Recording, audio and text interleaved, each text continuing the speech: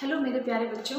तो बेटा आज हम करने जा रहे हैं आपका मैथ वर्क, और वो भी आपके 4th चैप्टर एग्रीकल्चर का। हमने बहुत सारी फसलों की बात की थी ना, डिफरेंट टाइप्स ऑफ क्रॉप्स। तो अब हमें यही देखना है कि किस राज्य के अंदर आपकी कौन सी फसलें हैं वो लगाई जाती हैं। आपका जो 4th चैप्टर है बेटा, उसमें जो मैथ वर्क है उसमें मेन आपका आइडेंटिफिकेशन के लिए आता है। मतलब आपका फिल किया हुआ आएगा, ठीक है ना, और आपको उस स्थान पर नाम लिखना, आइडेंटिफाई करना है कि वो क्या पूछ रहा है, क्रॉप का नाम या अदर स्टेट या अदर एरिया। ठीक है, कि आपके किसी राज्य का नाम भरना हो या आपका मुख्य किस जो वो राज्य जो है वो किस फसल का मुख्य उत्पादक है, ये भी हो सकता है।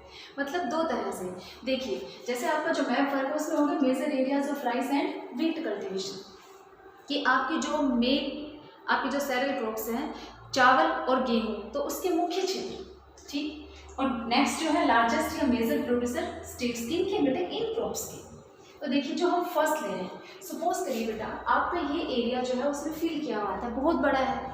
ठीक है, इतना बड़ा एरिया फिल करा हुआ है और यहाँ पर एरो लगा के एरो लगा हुआ है, लाइन दी हुई है, और आपसे पूछा जाता है कि आपका ये एरिया जो है, लार्ज जो एरिया है जो कवर किया गया है इसके अंदर, ठीक है ना, identify for which type of main cereal crop, कि आपका ये पूरा क्षेत्र है कौन सी मुख्य फसल के लिए जाना जाता है, जिसका ये मुख्य उत्पादक है।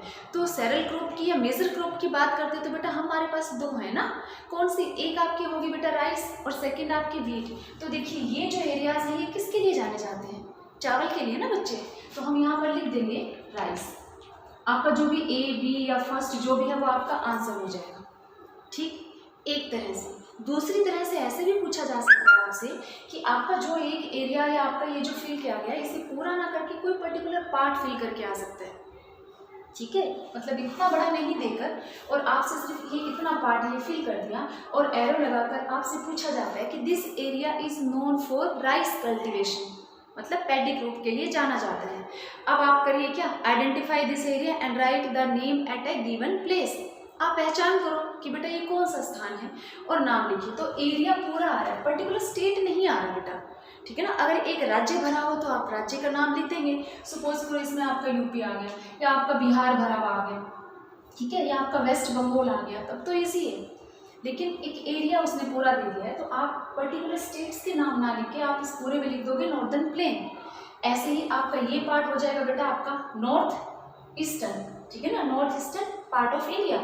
ऐसे ही आपका ये है तो बेटा ये क्या हो जाएगा आपका डेल्टाइक एरिया, ठीक है ना, डेल्टा क्षेत्र। और अगर बेटा आपका ये है तो ये क्या हो जाएगा आपका कोस्टल, ठीक है ना, कोस्टल प्लेन। तो अलग अलग एरिया हो गए ना आपके किसके बेटा, राइस के।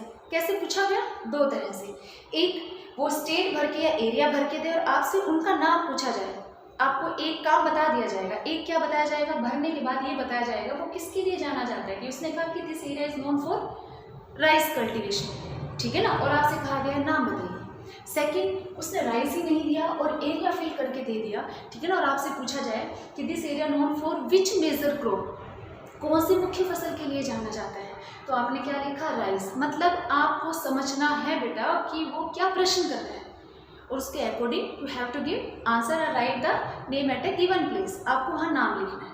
ठीक, ये हो गया आपका किसका, राइस का। अब ऐसे ही आपका व्हीट का भी आ सकता है, ठीक है। तो व्हीट का बेटे जब हम करेंगे तो आपके मेजर कौन से, नॉर्दर्न पार्ट, मतलब आपके ये वाले एरियाज है ना, ये आपके मेन व्हीट के अंदर आते हैं, मेजर एरियाज के अंदर। अब ये फिल करा हुआ है और यहाँ पर आपके एरो लगा हुआ है और आपसे नाम पूछा जाए कि identify this crop that grown in these areas, इन स्थानों या इन क्षेत्रों में जो फसल उगाई जाती है, ठीक है ना, उस फसल का नाम। अब आपसे क्या पूछा, क्रॉप का नाम पूछा, तो you know this area is known for wheat cultivation, ये गेहूं उत्पादन के लिए जाना जाता है। तो आपने यहाँ पर लिख दिया व्हीट।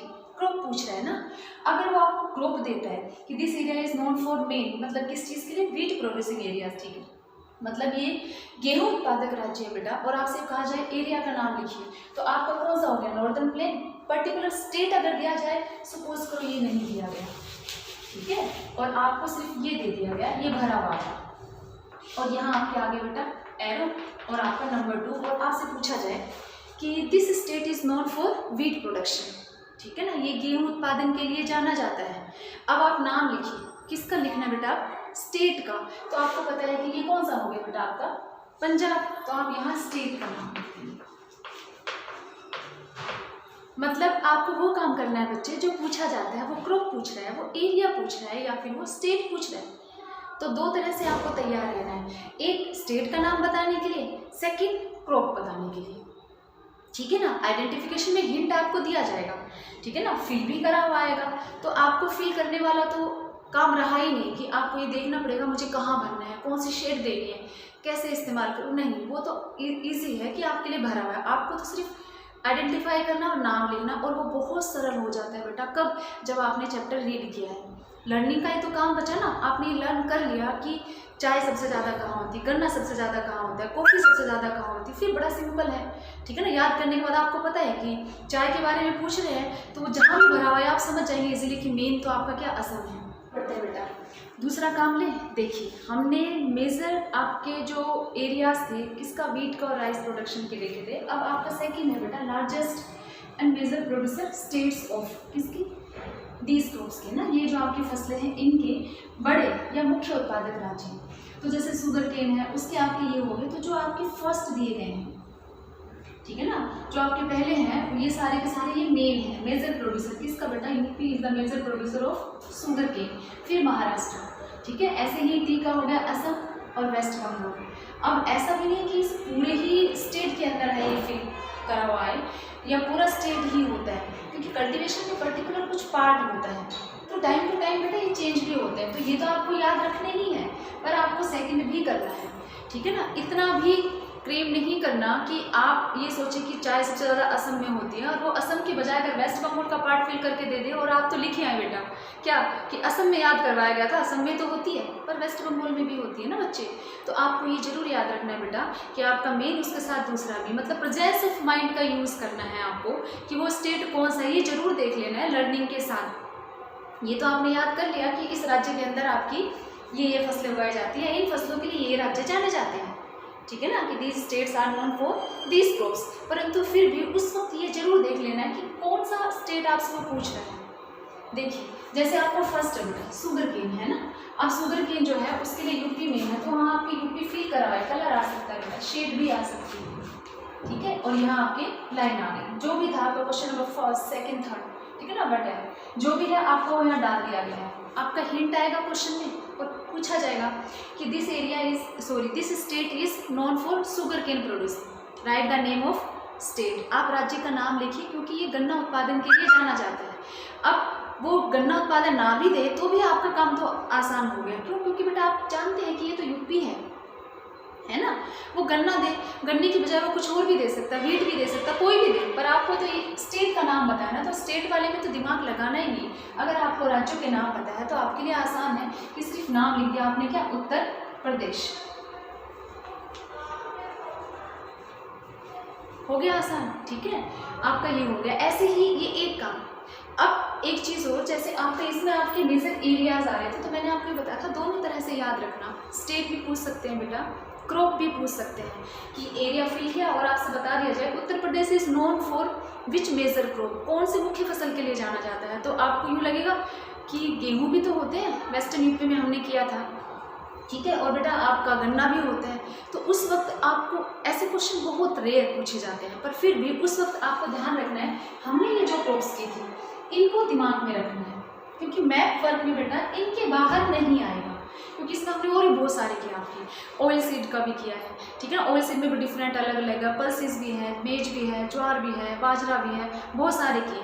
तो उस वक्त उनको नहीं, आपको सिर्फ ये दिमाग में रखना है कि इनमें से ही बताना है। तो इनमें से आपका मेन किस में हुआ बच्चे, गन्ने में ना, शुगर केन में। तो आप यहाँ पर लिख देंगे known for sugar cane production, ठीक है ना, गन्ना उत्पादन में। परंतु मोस्टली ज़्यादातर जो पूछा जाता है वो राज्य ही पूछे जाते हैं। तो बेटा ये काम तो आप बचपन से करते आ रहे हैं ना, थर्ड क्लास से, स्टेट्स के नाम पता होने चाहिए, ठीक है। अब ऐसे ही आपका ये हो जाएगा, टी कल्टीवेशन के लिए आपका मेन है बेटा वो असम फिल करा हुआ आएगा, क्योंकि आइडेंटिफिकेशन है ना, और यहाँ पर एरो लगा हुआ है। अगर आपसे नाम पूछा जाएगा कि this state is known for sorry right the name of this state known for T cultivation, जो चाय उत्पादन के लिए जाना जाता है। तो चाय का तो नाम लेते ही आपको पता है कि क्या है, असम, जिसमें बड़े बड़े चाय के बागान हैं, हरियाली ही हरियाली है बेटा हर जगह। तो आप यहाँ लिख देंगे असम।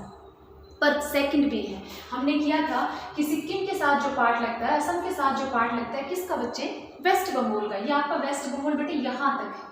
तो यहाँ आपका दार्जिलिंग, यहाँ आपका जलपाईगुड़ी, दो डिस्ट्रिक्ट किए थे ना हमने। चाय उत्पादन के लिए जाने जाते हैं कहाँ, पश्चिम बंगाल के ना दोनों। तो अगर ये इतना पार्ट भरा हुआ आता है तो एक पल के लिए आप सोचेंगे कि क्या पूरा वेस्ट बंगाल नहीं आया, सिर्फ ये पार्ट फिल किया हुआ आता है। और आपसे कहा जाता है कि this area is known for बेटा टी कल्टीवेशन, ठीक है ना। आइडेंटिफाई द स्टेट या एरिया। तो एरिया जो है वो इनमें कम पूछे जाते हैं, इनके अंदर मेन आपका स्टेट। और जब आपको लगता है कि मुझे ध्यान नहीं आ रहा तो आपको यहाँ लिख देना है क्या, आपका पश्चिम बंगाल, ठीक है। पश्चिम बंगाल के जलपाईगुड़ी और दार्जिलिंग है ये, लेकिन आप वेस्ट बंगाल है वो आप इसमें लिख देंगे, जो भी आपका लाइन लगी हुई या जो भी रेखा लगी हुई आएगी उसके ऊपर। तो इसका मतलब आपके लिए क्या काम आसान हो गया बेटा, आप ये लर्न कर लें। ऐसे ही आपका कॉफ़ी का आएगा तो मेन आपका कर्नाटक। हालांकि हम वैसे देखें तो कॉफ़ी के लिए ये एरिया जाना जाता है मेन, नीलगिरी हिल्स वाला और ये सारा मेन कर्नाटक है। परंतु उस वक्त आपका पूरा भी फिल किया हुआ आ सकता है, ठीक है। और आपसे बेटा पूछा जा सकता है कि राइट द नेम या identify the state known for coffee production, कि इस राज्य का नाम लिखिए जो कि आपका कहवा उत्पादन के लिए जाना जाता है। और आसान हो गया, स्टेट तो आप लोगों को पता ही है कि कौन से राज्य हैं, तो राज्य के नाम लिखने वाला काम आसान। मतलब भरना भी नहीं है, जहाँ फिल करना होता है ना वहाँ आप लोकेशन के अंदर या शेड देने में या इंडेक्स बनाने में अक्सर गड़बड़ करते हो। तो यहाँ तो वो काम आसान हो गया है, फिल किया हुआ है। आपको सिर्फ आइडेंटिफाई करना है। 2 चीज़ें ध्यान रखनी, किस क्रॉप के लिए कौन सा राज्य मेन है प्रोडक्शन में और मेजर या फिर जाना जाता है, ये आपको दिमाग में रखना है, ठीक है। दूसरा मैंने ये कहा है कि ये फर्स्ट तो आप लर्न कर लेंगे। जैसे कॉटन का महाराष्ट्र, तो बेटा महाराष्ट्र ये हो गया, फिर आपका गुजरात, ठीक है। ऐसे ही आपका जूट का वेस्ट बंगाल, ये आपका जूट का वेस्ट बंगाल, फिर सेकंड आपका जो दे रखा है वो आपका बिहार, तो ये ऊपर आ जाए वेस्ट बंगाल और ये आपका बिहार। तो ये स्टेट्स के नाम तो लर्न कर लेंगे, पर प्रेजेंस ऑफ माइंड का इस्तेमाल करना है। मैंने आपको कहा था कि फर्स्ट जो लीडिंग प्रोड्यूसर है वो ना देखिए बेटा, सेकेंड अगर आ जाता है, क्योंकि हर बार निश्चित नहीं कि यही मुख्य उत्पादक है, ये आपके चेंज होते रहते हैं। पर एनसीईआरटी के अकॉर्डिंग देखिए अगर हम, ठीक है ना, तो आपके उसमें आपके ये मेन है तो आपने लर्न भी कर लिया। पर इन दैट केस वो आपका सेकंड दे देता है, आपको याद वो पहले वाला ही रहेगा, तो गलत नहीं करना है। जैसे मैंने बताया असम ना देके आपको वेस्ट बंगाल भर के दे दिया टी प्रोडक्शन के अंदर, आपके जहन में तो असम ही है, तो इतना भी नहीं रटना, ठीक है ना। दिमाग का थोड़ा इस्तेमाल करना है, क्योंकि राज्यों के नाम पता होने के बाद तो बेटा बहुत सिंपल है इसमें आपके मार्क्स लेना, ठीक है ना। और उम्मीद करती हूँ बचपन से सीख रहे हैं तो आपको इन राज्यों के नाम सबके पता है, तो इसीलिए आप ये कर लो बस उस क्रॉप के लिए कौन सा जाना जाता है फर्स्ट तो मेन। और आपका अगर सेकंड भी कर ले तो ठीक है, नहीं भी कर रहे हो तो भी स्टेट दिया है, आप इजीली वो भर सकते हो, नाम लिख सकते हो। मतलब दिल्ली में कुतिया बीमार नहीं करनी, दिल्ली में कुतुब मीनार करनी है, कि आप इतना रट लो कि पूछ हो रहा है वेस्ट बंगाल और आप भर रहे हो असम, ठीक है ना। तो इस्तेमाल सही करना है। ये था बेटा आपका मैप वर्क, और आपको इनके बाहर नहीं जाना है, हर क्रॉप को इसमें नहीं दिखाना, आपको सिर्फ यही शो करना है। अब बच्चे ये भी क्वेश्चन करते हैं कि मैडम अगर फिल करने के लिए आ जाता है तो, हालांकि इसमें नहीं लिखा बेटा, आइडेंटिफिकेशन ही लिखा है, ठीक है ना। भरना नहीं है, भरा हुआ है, फिल किया हुआ है, आपको तो सिर्फ उस गिवन प्लेस पे नाम लिखना है। लेकिन फिर भी ऐसा पूछते हैं कि मैडम भरना हो तो ध्यान रखना, मैंने आपको पहले बताया था, जब भी स्टेट आप कवर करते हो बेटा, आप कलर्स का या शेड का यूज़ करते हो, सिंबल्स का नहीं करते, ठीक है।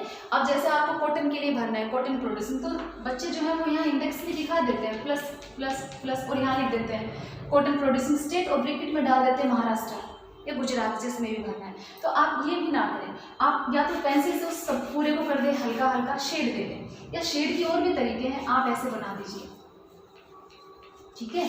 और आपको लगता है कि ये भी बहुत बड़ा स्टेट है, समय लगेगा, आप इसे आसान कर दो, ऐसे कर दो, और भी सिंपल है, ठीक है ना। मैंने आपको कहा था कलर यूज़ करें, 10th के बच्चे अगर कलर नहीं रखते हैं तो बेटा पेंसिल होती है उनके पास ना, उससे उसको फटाफट इसमें फिल कर दीजिए, ठीक।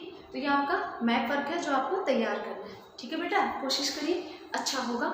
और बहुत ही आसान है अगर आप थोड़ा सा दिमाग लगाते हो तो, ठीक है। हैव अ गुड डे बच्चे।